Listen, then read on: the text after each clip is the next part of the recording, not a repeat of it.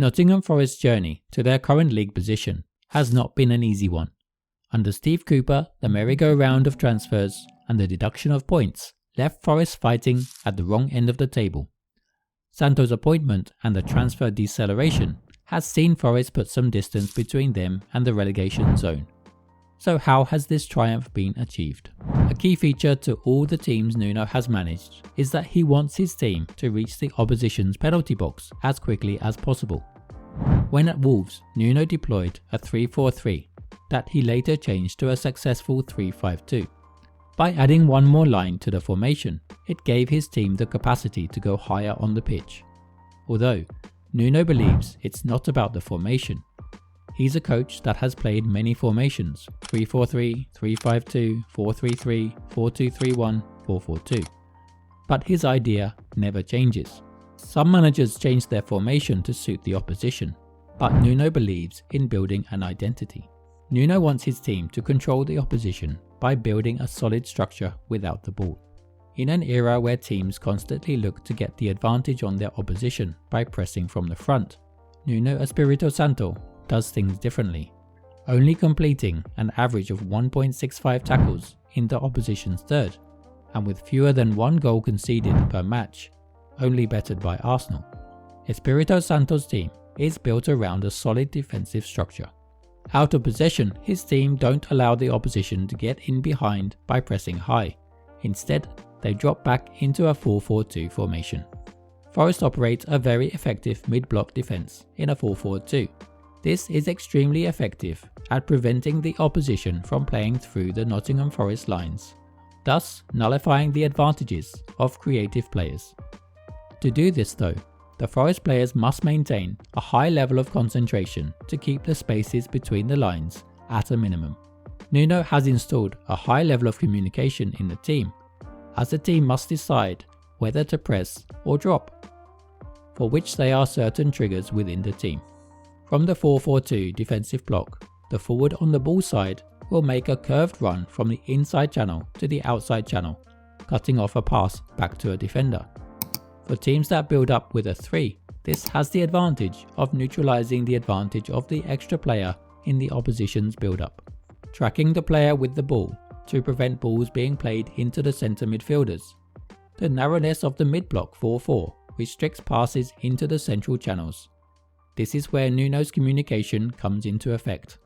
The winger and the fullback work together in reducing dangerous passing options. While cutting off a pass, they leave the opposition's fullback free. This is a trap, as they will aggressively press the ball, using the sideline as a defender.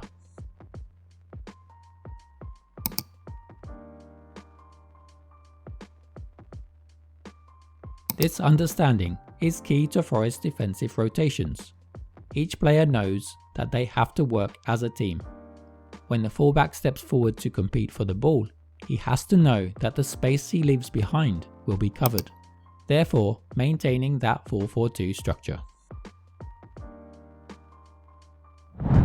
When the ball advances into their third, Forest don't allow any space between the lines on the edge of the box.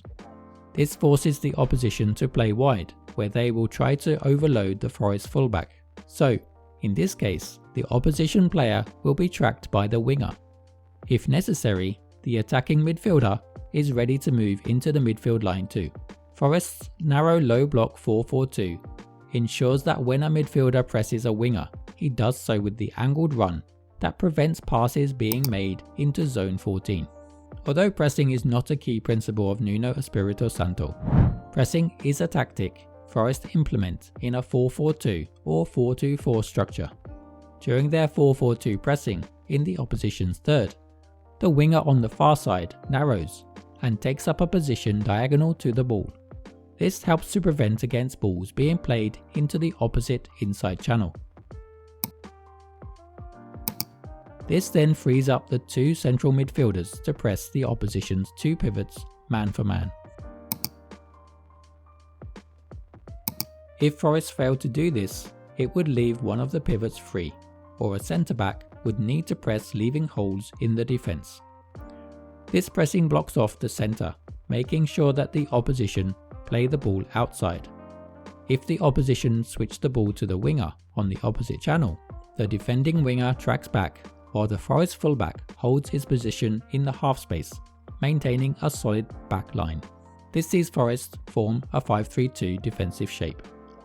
When the ball is played to a fullback, the Forest winger presses the player while the fullback on the same side moves up to press the opposite winger.